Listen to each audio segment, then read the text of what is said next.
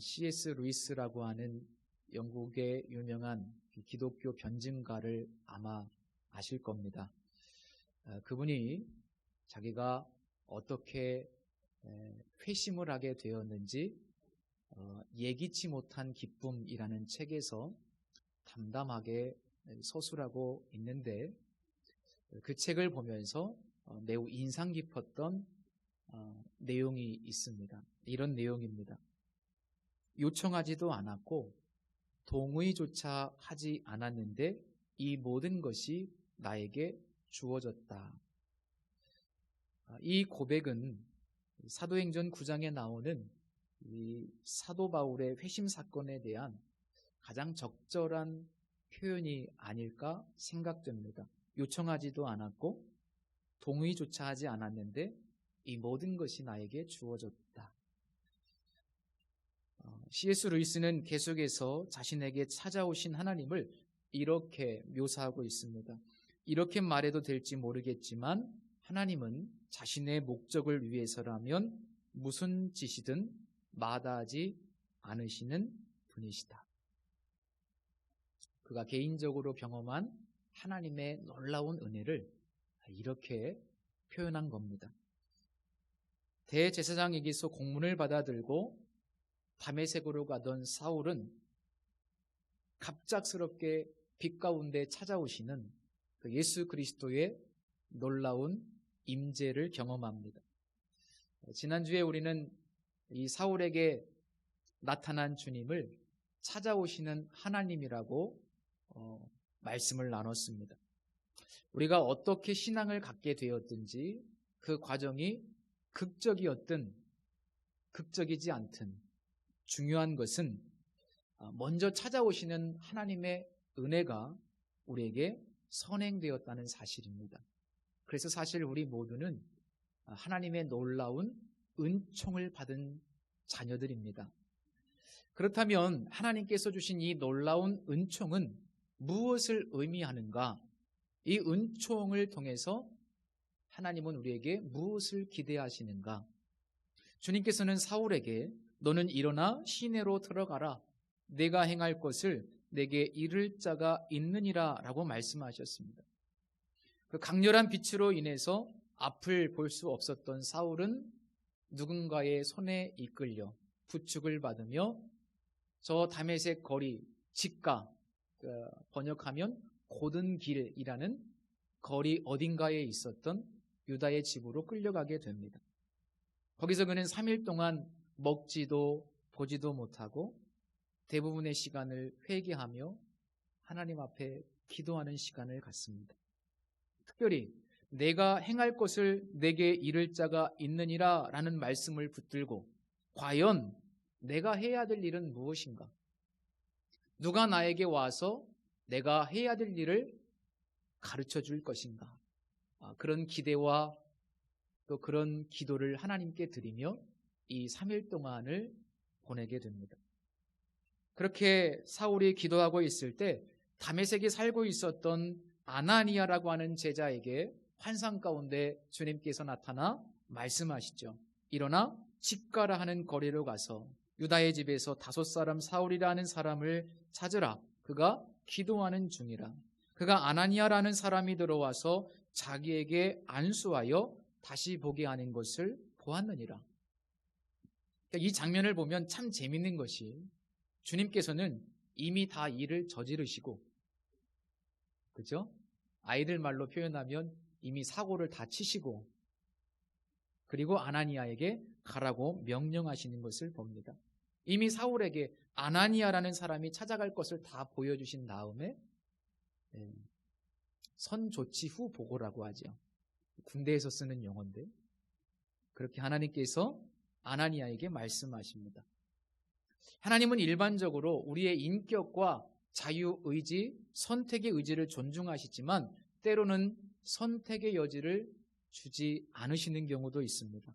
좀 전에 말씀드렸던 C.S. 루이스의 고백처럼 하나님은 자신의 목적을 위해서라면 무슨 짓이든 마다하지 않으시는 분이시기 때문입니다. 그래서 오늘 본문에서는 특별히 이렇게 하나님의 주권을 강조하고 있는데요. 이 특별한 주권과 특별한 섭리 속에는 하나님의 특별한 목적이 있습니다. 13절부터 14절까지 아나니아의 불만 섞인 대답이 기록되어 있습니다. 아나니아는 저 다메섹 도상에서 사울에게 어떤 일이 있었는지 전혀 몰랐고, 다만 사울이라고 하는 사람이 예루살렘에서 주의 성도들에게 엄청난 박해를 행했고, 스데반이 죽을 때 주모자의 역할을 감당했던 악명 높은 사람이라는 소문은 들어서 잘 알고 있었습니다. 더군다나 그 사람이 정말 살기가 등등하여 우리 예수 믿는 사람들을 잡기 위해서 이 220km나 떨어진 다메섹까지 찾아오고 있다라고 하는 그 소문이 이미 다메섹 지역에 쫙 퍼졌습니다. 그런데 그런 사람을 찾아가라니요, 이건 말도 안 되는 얘기죠. 더군다나 제가 생각하기에 이 유다의 집은 어떤 집일까? 자료가 하나도 없습니다. 그러나 예상하기는 아마도 그들이 이 다메섹에서 활동하기 위해서 마련한 어떤 거점, 내지는 예수 믿는 사람들을 색출하기 위해서 헌신한 부역자의 집이라고 생각해 볼 수 있습니다. 자, 그렇게 생각하면 이 아나니아의 대답은 충분히 이해가 가죠. 못 가겠습니다. 우리가 알기로는 그는 나쁜 사람인데 어떻게 그에게 찾아갑니까? 얼마든지 항변할 수 있죠. 그런데 그것을 잘 이해하고 계신 주님께서 아나니아에게 친절하게 말씀해 주십니다. 가라, 이 사람은 내 이름을 이방인과 임금들과 이스라엘 자손들에게 전하기 위하여 택한 나의 그릇이라. 그가 내 이름을 위하여 얼마나 고난을 받아야 할 것을 내가 그에게 보이리라. 이 말씀을 듣고 비로소 아나니아가 일어나서 사울을 찾아갑니다. 자, 내 이름을 전하기 위하여 택한 나의 그릇이라 라는 이 말씀이 어떤 의미일까요? 사도행전에는 이 사울의 회심이 총 3번 기록되어 있습니다. 특별히 사도행전 26장 16절에 보면 이렇게 고백합니다. 이건 사도 바울의 고백입니다. 너로 종과 증인을 삼으려 함이니 라고 기록되어 있습니다. 종과 증인을 삼으려 합니다. 자, 그렇다면 하나님께서 사울에게 특별한 방식으로 찾아오시고, 동의하지 않으시고 찾아오시고, 동의하지 않으시고 만나주시고 은혜를 베푸신 가장 중요한 목적이 뭐예요? 증인을 삼으시기 위함이라는 겁니다. 증인이라는 말은 언젠가 말씀드렸듯이 목격자, 순교자라는 의미입니다. 그래서 17절 말씀에 성령으로 충만하게 하신다라고 말씀하시는 겁니다. 왜냐하면 사도행전 1장 8절에 성령 충만해야 우리가 증인의 역할을 감당할 수 있기 때문입니다. 자, 이 본문이 우리에게 말씀하시는 것은 주님께서 사울을 특별한 방식으로 구원으로 초청해 주셨는데, 그 구원으로의 부르심은 다른 말로 표현하면 증인으로의 부르심입니다. 이 부르심은 이중적인 의미가 있습니다. 증인으로의 부르심, 그것을 또 다른 말로 표현하면 사명으로의 부르심이라고 말할 수도 있습니다. 그래서 구원이라고 하는 것과 사명이라고 하는 것은 분리될 수가 없습니다. 하나의 패키지입니다. 동전의 양면과 같습니다. 혹시 이 자리에 계신 성도님들 중에서 복음을 전하는 사명은 개인의 선택이라는 생각을 가지고 계신 분이 계시다면 그것은 잘못된 생각입니다. 우리에게 향하신 하나님의 가장 큰 목적은 뭐예요? 복음의 증인이 되는 겁니다. 이건 너무도 명백합니다. 원론적인 이야기지만 우리가 구원받았다면 복음을 전하는 일은 해도 되고 안 해도 되는 선택의 문제가 아니라는 것. 선택사항이 아니라 필수적인 사명입니다. 복음을 전해야 될까 말아야 될까는 고민할 필요가 없어요. 우리가 고민할 것은 누구에게 어떤 방식으로 복음을 전해야 될까지, 복음을 전해야 될까 말까는 고민할 것이 아닙니다. 이건 선택사항이 아닙니다. 그래서 다시 한번 오늘 저는 우리 성도님들에게 말씀드리고 싶어요. 복음을 전하는 일은 선택사항이 아니다. 하나님이 우리를 구원하신 첫 번째 목적은 증인으로 삼으시기 위함이다. 특별히 우리 주님께서 바울에게 고난을 말씀하고 있는데 고난이 왜 여기에 등장할까요? 그 고난은 복음을 전하는 증인의 삶에 필수적인 것이기 때문에 구원과 함께 필수적으로 고난이 따라오는 것이기 때문에 일부 선교사님들이나 고난받는 것이 아니고 모든 예수 믿는 사람들은 복음을 전함으로 주님의 고난에 동참해야 된다는 것을 분명하게 말씀하고 있습니다. 자, 정리를 하자면 이 구원으로의 초청은 사명으로의 초청이라는 것을 우리가 분명히 인식해야 하고, 그렇다면 하나님께서 우리를 마치 선교사로 보내셨다는 마음으로 우리의 삶의 자리에서 삶을 살아야 되는데, 그런 삶을 살기 위해서는 뭐가 필요해요? 사도 바울처럼 내가 해야 될 일은 무엇인가? 여기서 나는 무엇을 해야 하는가? 그 질문을 가지고 늘 하나님께 기도하는 삶을 살아야만 한다는 겁니다. 자, 두 번째로 주님께서는 사울을 나의 그릇이라고 말씀하십니다. 고린도후서 4장 7절에 보면 사도 바울이 이렇게 고백합니다. 우리가 이 보배를 질그릇에 가졌으니 이는 심히 큰 능력은 하나님께 있고 우리에게 있지 아니함을 알게 하려 함이라. 주님께서도 사울을 그릇이라고 비유하셨고 사울 자신도 스스로를 그릇이라고 고백합니다. 여기 쓰인 단어와 고린도 후서에 쓰인 단어는 똑같은 단어입니다. 이 그릇이라는 단어는 수단 혹은 도구라는 의미를 가지고 있습니다. 그래서 이 고린도 후서에서 사도 바울의 고백의 의미는 내가 내 능력으로 그 증인의 역할을 감당하는 것이 아니라 심히 큰 능력을 가지신 하나님께서 단지 나를 도구로 사용하시는 것뿐이다 라고 고백하는 겁니다. 오늘 본문에서도 역시 마찬가지입니다. 택한 나의 그릇이라는 것은 그는 자격이 없고 능력도 없는 자이지만 내가 선택해서 나의 능력으로 그를 도구로 사용하시겠다라는 말씀입니다. 결국 주님께서는 인간의 어떠함이 전혀 문제가 되지 않는다는 거예요. 그렇습니다. 만약에 하나님께서 우리를 능력에 따라 부르신다면 우리는 하나님 앞에 설 수가 없습니다. 나의 어떠함이 하나님이 쓰시기에 전혀 부족함이 없다는 겁니다. 단지 도구, 단지 그릇, 단지 나쁜 의미에서가 아니라 좋은 의미에서의 수단에 불과하다는 겁니다. 그래서 실제로 이후 사도행전의 기록을 보면 철저히 주님께서 주님의 능력으로 이 사도 바울을 통해서 놀랍게 일하시는 것을 볼 수 있습니다. 오늘 본문에서 말씀하고 있는 두 번째 메시지는 아나니아든 사울이든 누구든 하나님께서 도구로 사용하시는 것뿐이고 그 능력은 오직 예수님께 있다는 사실입니다. 우리는 단지 그릇이다.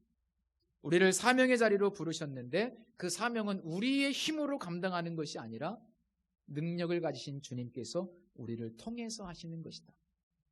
그래서 우리에게는 언제나 무엇이 요구될까요?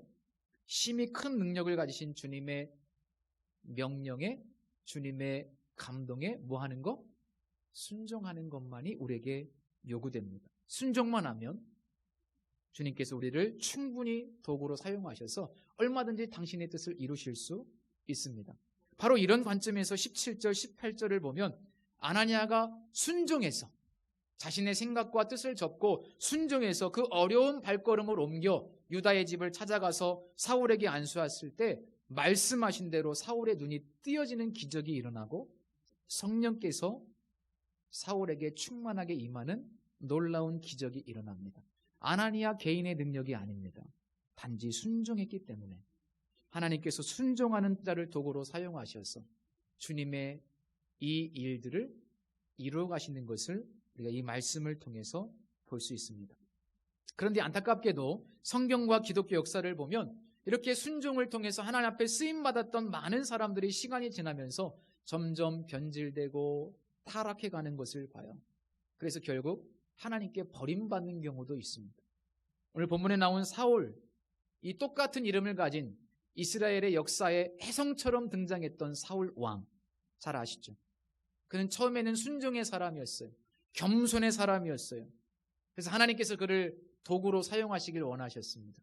그러나 시간이 지나면서 어때요? 조금씩 변질되고 타락하게 되면서 단지 왕이신 하나님의 통치를 드러내야만 하는 도구로 세워졌어야 되는데 점점 변질됨으로 자신이 도구라는 사실을 잊어버렸죠. 진짜 왕은 하나님이신데 착각하게 되면서 서서히 변질되고 그래서 타락하게 되고 그리고 나중에 비참하게 버림받게 됩니다. 성도 여러분, 우리는 단지 택한 그릇이고요. 청지기임을 끝까지 기억하시기를 바랍니다. 그것이 바로 겸손이고 그렇게 끝까지 우리의 신앙생활 잘 마칠 수 있기를 주님의 이름으로 축복합니다. 이 본문에서 주는 세 번째 메시지는요, 선택하고 부르신 주님께서 이후에 모든 것을 책임지신다는 것을 말씀하고 있습니다. 오늘 본문이 총 19절이거든요. 그런데 이 본문의 내용을 보면은 주님과 아나니아의 대화가 거의 반절 이상을 차지합니다. 그만큼 아나니아는 이 사울의 등장에 있어서 중요한 역할을 감당하는 인물인데 이후 사도행전에 보면 아나니아에 대한 어떤 행적이 전혀 기록되어 있지 않습니다. 참 놀랍습니다. 그렇다면 왜 중간에 주님께서 아나니아라는 사람을 연결고리로 사용하셨을까? 주님께서 직접 사울에게 네가 이런 일들을 해야만 한다. 내가 너를 증인으로 불렀고 너에게는 이런 엄청난 고통이 있을 것이고 그리고 얼마든지 주님께서 사울의 눈도 직접 뜨게 해주실 수 있지 않습니까? 그런데 하나님께서는 그렇게 하지 않으시고 아나니아라고 하는 인물을 통해서 그 일들을 감당하게 하십니다. 왜 아나니아를 강권적으로 이렇게 사용하셨을까? 우리는 본문에서 충분히 그 이유를 발견할 수 있습니다. 자, 이 주님과 아나니아의 대화를 다시 한번 보면 다메섹에 살고 있는 모든 예수 믿는 사람들에게는 아나니아가 사울에게 가지고 있었던 이러한 편견과 부정적인 생각을 다 같이 가지고 있었던 것을 확인할 수 있습니다. 아나니아만 사울에 대해서 이런 생각을 가지고 있었던 것이 아니에요. 다메섹에 살고 있는 모든 예수 믿는 사람은 다 똑같이 그렇게 생각을 했습니다. 그렇기 때문에 누군가가 나서서 이 사울의 극적인 회심에 대해서 다메섹에 있는 그리스도인들에게 이야기를 해줘야만 하고 다메섹에 있는 교회 공동체 식구들에게 이 사울을 소개시켜줘야 돼요. 누군가는 해야 됩니다. 그런데 그 적임자가 바로 아나니아였던 겁니다. 그러니까 사울은 주님의 증인이 되어야 되고 아나니아는 사울의 증인이 되어야만 했던 겁니다. 근데 왜 하필 아나니아인가? 굳이 성경에서 이유를 찾자면 한 구절 힌트가 있습니다. 오늘 본문에는 그저 제자라고 되어 있는데 사도행전 22장 12절 말씀에 보면 딱 한 군데 이 아나니아에 대한 기록이 남아 있습니다. 제가 읽어드리겠습니다. 율법에 따라 경건한 사람으로 거기 사는 모든 유대인들에게 칭찬을 듣는 아나니아라 하는 이라고 기록되어 있습니다. 그러니까 아나니아는 예수님의 제자고 또 경건한 사람이고 여기서 경건한 사람은 유대인이라는 뜻인데 중요한 것은 뭐냐면 그 다메섹에 살고 있는 모든 유대인들에게 칭찬을 받는 사람이었다는 거예요. 그러니까 아나니아는 평판이 너무 좋은 사람이었습니다. 그만큼 인격이 훌륭한 사람이었어요. 그래서 그가 하는 말이라면 어떤 이야기든지 누구든지 믿을 수 있는 사람이었기 때문에 하나님은 특별히 아나니아를 예비하신 겁니다. 아나니아를 선택하신 겁니다. 자, 그래서 아나니아처럼 훌륭한 인격을 갖자 이렇게 말하면 율법주의가 되고요. 그런 얘기가 아니라 하나님께서 사울을 증인으로 부르셨습니다. 하나님께서 사울을 부르셨는데 앞으로 사울이 직면해야 되는 가장 첫 번째 문제가 뭐예요?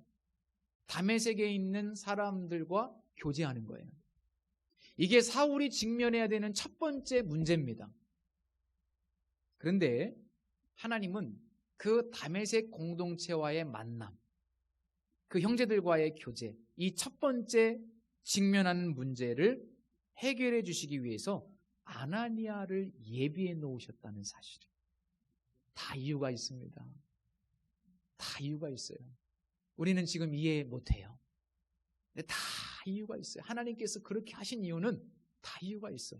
그래서 19절 하반절에 보시면 어떻게 되어 있습니까? 사울이 다메섹에 있는 제자들과 함께 며칠을 있었다. 자, 이 회심하고 시간이 조금 지난 다음에 사울은 아나니아의 중재를 통해서, 여기 아나니아가 중재했다는 표현은 나와 있지 않지만 분명하게 아나니아의 중재를 통해서 다메섹 공동체와 교제하게 되고 그들에게 용납되고 수용되어 함께 복음을 나누게 되는 놀라운 축복, 하나님이 다 하시지 않습니까? 이뿐만이 아니에요. 사울은 평생 하나님의 복음의 증인으로 살면서 무엇을 받게 될 거라고 하나님이 말씀하셨어요? 고난받게 될 것이다. 말할 수 없는 고난을 받게 됩니다. 이 사울은 제가 얼마나 고난을 받았는지 성경에서 찾아봤는데 아주 잘 집약해 놓은 부분이 있어요. 우리 성도님들 다 아시는 내용입니다.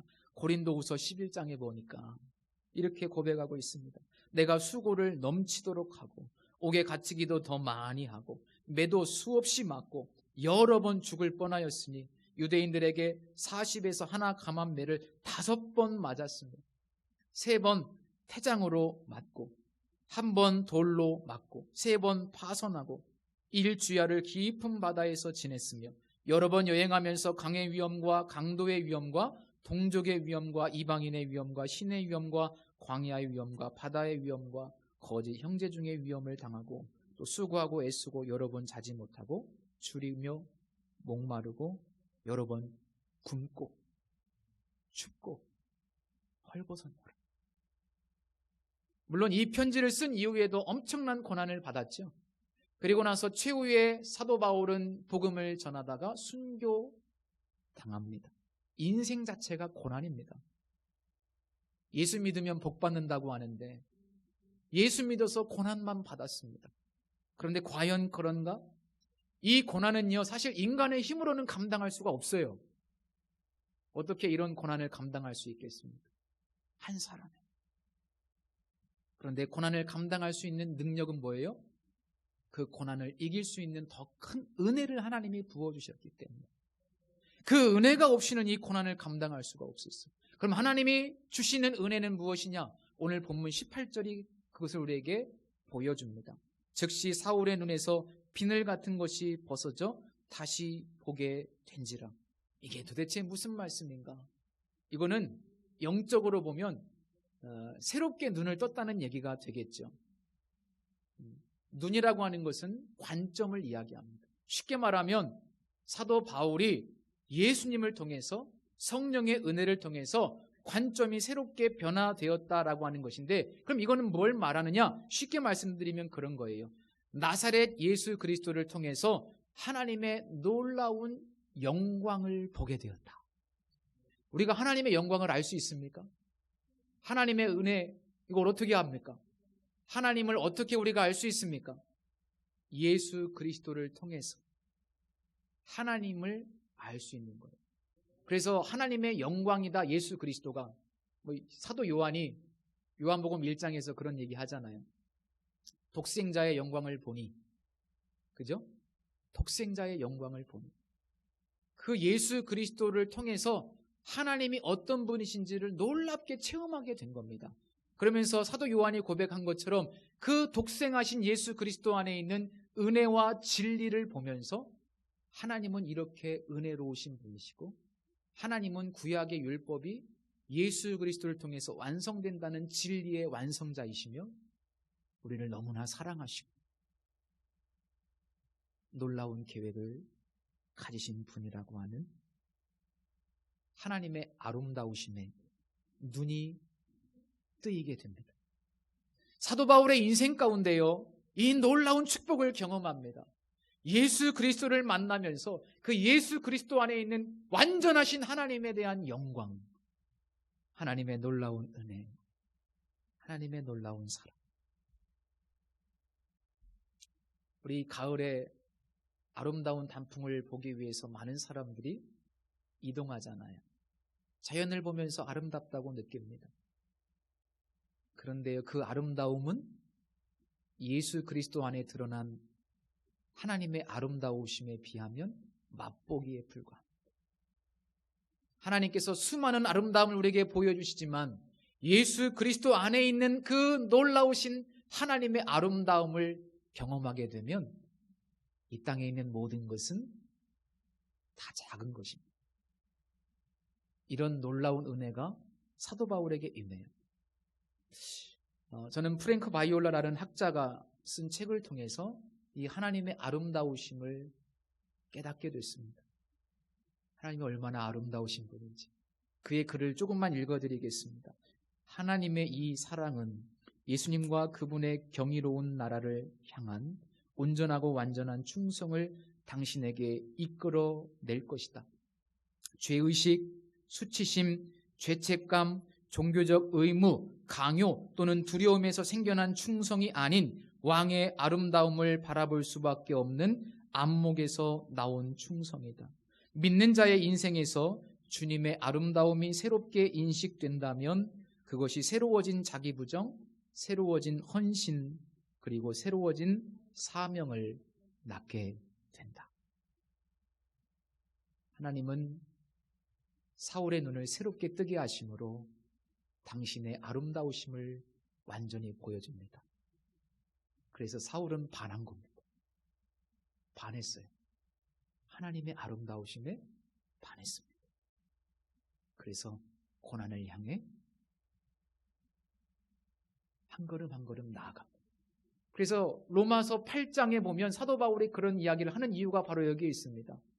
현재의 고난은 장차 우리에게 나타날 무엇과? 영광과 좋게 비교할 수 없다. 나는 놀라운 영광을 받다. 그분의 아름다우심을 받다. 그래서 내가 헌신하는 것 전혀 힘들지 않고, 내가 주님께 드리는 충성 어렵지 않고, 고난이 내게 다가오지만 아까 우리가 읽은 말씀처럼 고린도후서 4장의 말씀, 내가 사방으로 우겨쌈을 당하여도 그까짓 거 견딜 수 있다. 견딜 수 있다. 고난 견딜 수 있다. 주님의 아름다우심에 비하면 아무것도 아니다. 저는 우리 모두가 조금이 아니고 충만하게 완전히 눈이 열려 이 놀라우신 하나님의 영광을 보셨으면 좋겠습니다.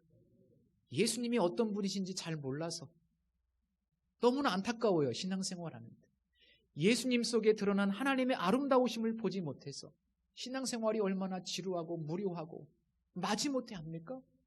그거는 신앙생활이 아닙니다. 이후에 사도 바울의 인생은 놀랍게 변화되어서 기쁨으로 그 고난을 향해 나아가지 않습니까? 바로 변화되지 않습니까? 그래서 저는 깨닫게 됩니다. 하나님께서 우리가 하나님의 은혜에 반응하고 순종할 때, 우리가 주님의 음성에 순종할 때, 하나님께서 우리를 부르셨을 때 믿음으로 반응만 하면 하나님께서 모든 걸 감당하게 해주신다.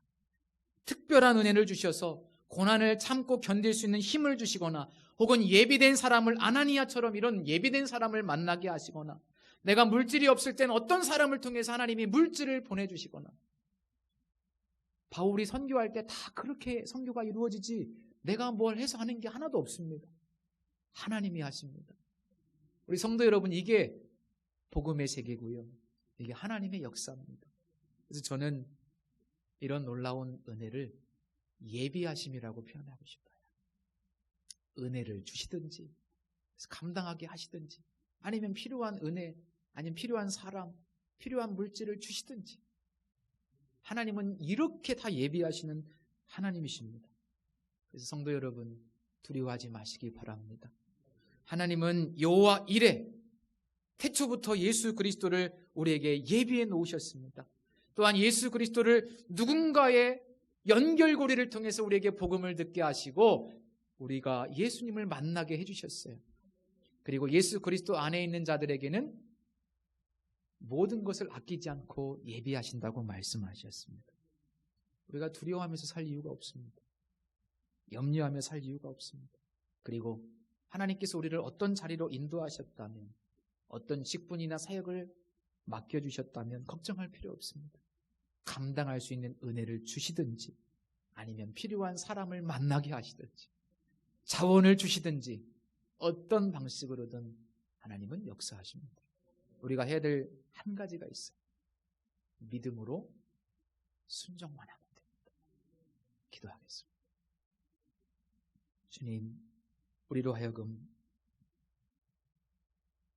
예수 그리스도의 삶을 통해서 드러난 하나님의 영광을 보게 하여 주옵소서.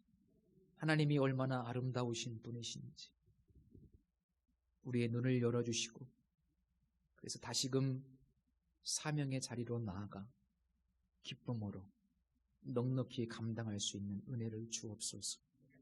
내게 주신 은혜를 무엇으로 보답하겠습니까?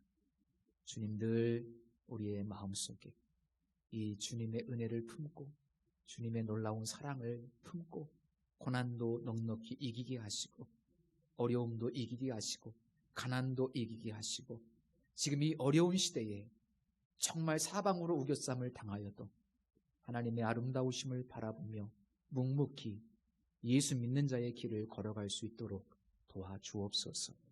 예수님의 이름으로 기도드립니다. 아멘.